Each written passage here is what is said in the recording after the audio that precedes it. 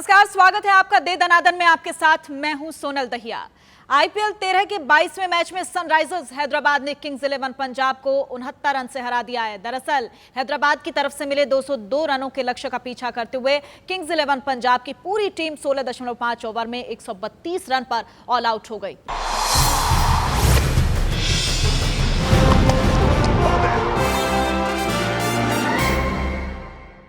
और आईपीएल पर चर्चा के लिए हमारे साथ एक्सपर्ट जुड़ गए हैं। राजकुमार शर्मा जी, विराट कोहली के कोच, हमारे साथ जुड़ गए हैं।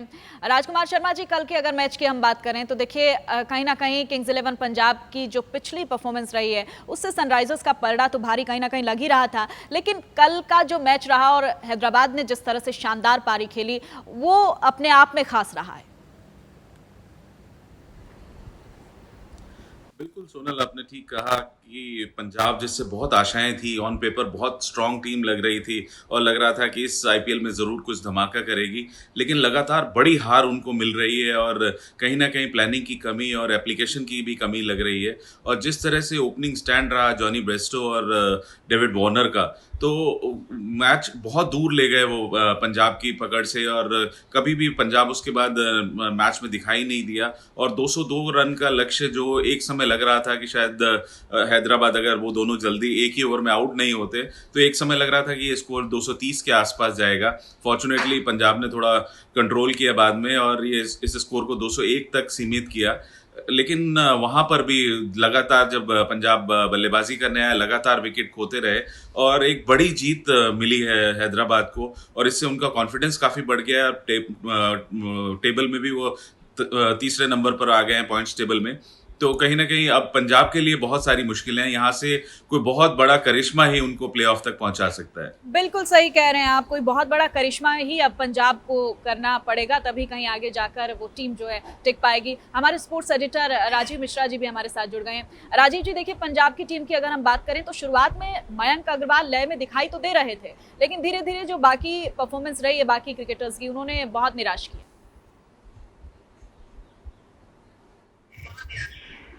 देखिए सोनल, अगर आप 201 रन चेज कर रहे हैं 20 ओवर के मैच में और पहले 6 ओवर में अगर स्टार्ट अच्छा नहीं मिलता तो फिर गुंजाइश बहुत कम हो जाती है आपके लिए मैच जीतने की। और ये मुकाबला जो सोनल था ये दोनों टीमों के ओपनर्स के बीच में था। जॉनी बेस्ट्रो और डेविड वार्नर ने 160 रनों की साझेदारी की।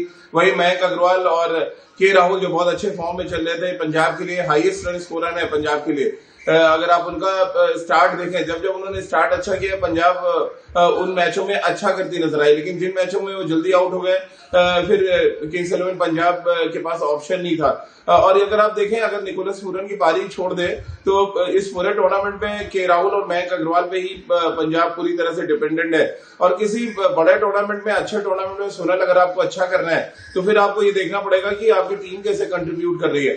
सिंगल या इंडिविजुअल परफॉर्मेंस से आप किसी टूर्नामेंट में अपना इम्पैक्ट नहीं डाल सकते और ये बात किंग्स 11 पंजाब को बहुत अच्छी तरीके से समझना पड़ेगा। बिल्कुल, आप तमाम एक्सपर्ट लगातार एक बात कहते हैं कि आईपीएल में देखिए एक क्रिकेटर पर हम यहाँ पर ये नहीं कह सकते कि उन्हीं पर हम पूरा सेंट्रलाइज्ड करके रख दें। एक टीम वर्क है और टीम को यहाँ पर काम करना पड़ेगा। रतिंदर सिंह सोढ़ी जी, पूर्व क्रिकेटर, हमारे साथ जुड़ गए हैं। रतिंदर सिंह जी, देखिए लगातार हम कहते हैं कि जो ओपनिंग जोड़ी है उसका चलना बहुत जरूरी होता है। कल हालांकि मैं जिस तरह से अभी राजीव जी से भी बात कर रही थी कि जो मयंक अग्रवाल थे वो लय में कहीं ना कहीं दिखाई दिए, लेकिन जो ओपनर जोड़ी आई हैदराबाद की तरफ से वार्नर और बेयरस्टो की, उन्होंने तो कमाल ही कर दिया और पूरा मैच बड़ा शानदार तरीके से अपने नाम कर लिया। जी हाँ, बिल्कुल सोनल, जिस तरह 200 रन का लक्ष्य खड़ा कर दिया था हैदराबाद ने, वहीं से बहुत मुश्किल हो गया था रास्ता किंग्स 11 पंजाब का। बल्लेबाजी इनकी ज्यादा चल नहीं रही है और जब 200 रन लग गए बोर्ड पे, एडेड प्रेशर था।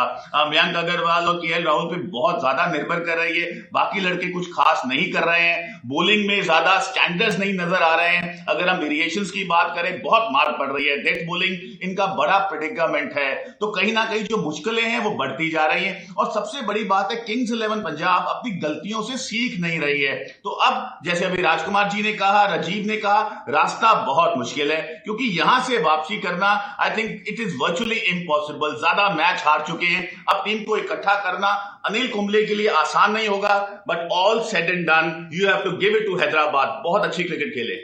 बिल्कुल, गलतियों से सीखने की यहाँ पर बहुत ज़रूरत है। राजकुमार शर्मा जी, देखिए अगर हम बात करें हैदराबाद की भी, तो हैदराबाद की ओपनिंग जोड़ी को अगर हम छोड़ दें तो प्रियम गर्ग, मनीष पांडे, काफ़ी सारी उम्मीदें थी इन लोगों से। अगर हम बात करें अब्दुल समद, तो कह सकते हैं कि उन लोगों ने भी कोई खास दमखम यहाँ पर नहीं दिखाया जो एक यंगस्टर्स से उम्मीदें थी हैदराबाद में भी, अगर ओपनिंग जोड़ी को हम किनारे कर दें।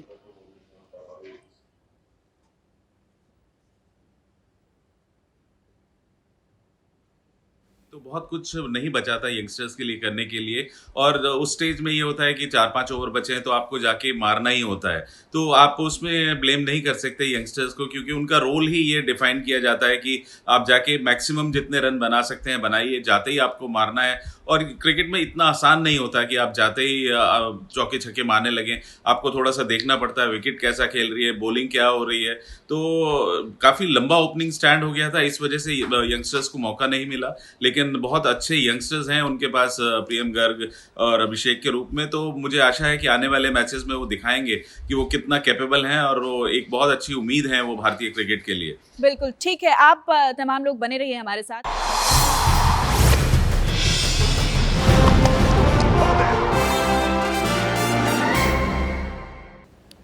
और तमाम एक्सपर्ट हमारे साथ लगातार बने हुए हैं। रतिंदर सिंह जी, आपके पास मैं आऊंगी। यहाँ पर देखिए, अगर हम पंजाब के लूप होल्स की बात करें तो पंजाब को यहाँ बहुत कुछ करने की ज़रूरत है। जिस तरह से राजकुमार शर्मा जी भी कह रहे हैं, उनको एक करिश्मा ही कोई बचा पाएगा। तो अब क्या लगता है आपको कि पंजाब में किस तरह की तब्दीली की जाए कि ये टीम जो है वो फिर से वापसी कर पाए?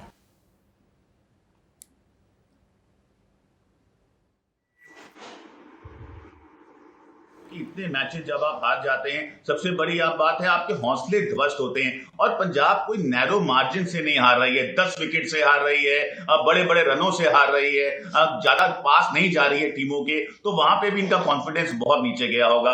काफी कोशिश की गई है, तो अब तो बातें होती हैं, जब आप हारते हैं बहुत बातें निकल के आती हैं। आपने ठीक टीम उठाई नहीं उठाई, ठीक कॉम्बिनेशन आप खिला रहे हैं नहीं खिला रहे हैं, तो lots of questions has to be answered.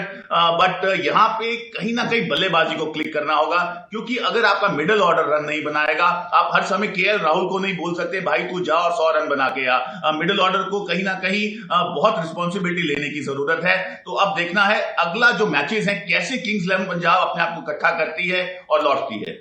बिल्कुल सही कहा आपने राजीव जी, एक नए रिफॉर्म की जरूरत यहाँ पर पंजाब के लिए।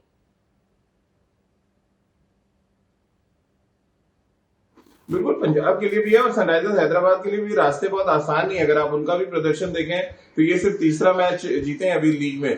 पंजाब के लिए तो निश्चित रूप से रास्ते बहुत मुश्किल होते जा रहे हैं इंडिविजुअल खिलाड़ियों के दम पे, और एक खिलाड़ी परफॉर्म करे और बाकी ना करे तो फिर जाहिर सी बात है ये क्रिकेट एक टीम गेम है, और जब पूरी टीम एक यूनिट की तरह नहीं करेगी तो फिर हारना पड़ेगा। यहाँ पर जो सबसे इंपॉर्टेंट फैक्टर कल के मैच में था जिसमें चर्चा करनी चाहिए सोनल, वो है राशिद खान की गेंदबाजी।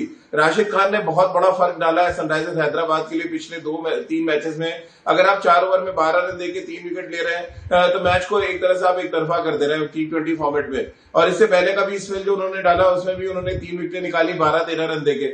यानी कि उनकी गेंदबाजी ना तो विरोधी को समझ आ रही है इस IPL सीजन 13 में, और ना ही बैट्समैन उनको रीड कर पा रहे हैं। और बहुत अच्छी बात है ये डेविड वार्नर उनको जिस तरह से इस्तेमाल कर रहे हैं। अगर आप देखें अराउंड 8वें या 9वें ओवर में आते हैं और टिल लास्ट तक वो जाते हैं, यानी कि उनका एक एक ओवर मैच को टर्न करता चला जाता है। तो राशिद खान मेरे लिए तो इस टूर्नामेंट में अभी तक सनराइजर्स हैदराबाद के लिए कम से कम बहुत बड़े हीरो बन के आए हैं, अनसंग हीरो कह सकते हैं, क्योंकि उन पर चर्चा बहुत कम होती है। बिल्कुल सही कहा आपने, यहाँ पर कप्तान पर बहुत बड़ी जिम्मेदारी देखिए होती है, और किस तरह से अपनी टीम का इस्तेमाल वो करते हैं उसी के हिसाब से यहाँ पर चीजें जो हैं वो डेवलप होती हैं टीम की तरफ से।